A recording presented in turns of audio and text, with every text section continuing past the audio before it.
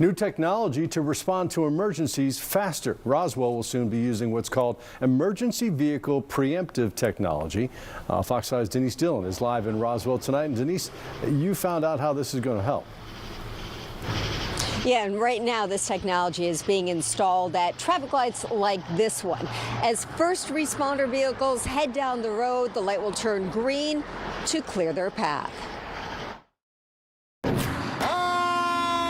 Very innovative, very intelligent technology. Fire trucks, ambulances, police.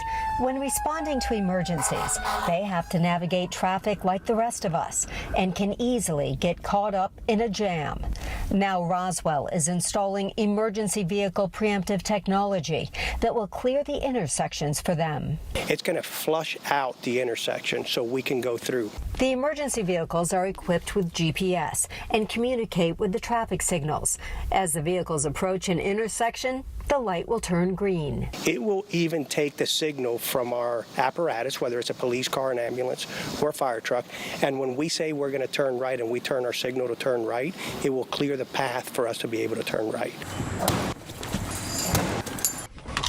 This will allow them to get to the scene faster and make the roads safer for everyone. So this has a safety impact, not just for the first responders to be able to get to that incident, not just for the person that's having the emergency to get us there quicker, but even the drivers. The system will be installed at all traffic lights throughout the city. We've got 107 lights that are RDOT, Roswell Department of Transportation controlled.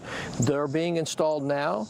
They should be completed by August the 6th. All the lights that are controlled by the state DOT should be completed by October. The mayor says the city looked at building new fire departments, which would have cost millions of dollars and take years to build, but soon realized they could improve response times with technology. It's local government being innovative, adaptive, and using technology to think ahead. The entire system will cost a little more than $700,000. The majority of that money will come from bonds, the rest from the general fund. Reporting live in Roswell, Denise Dillon, Fox 5 News. Well, you know, if it saves lives at intersections, it's certainly well worth it. That technology is amazing. Denise, thanks.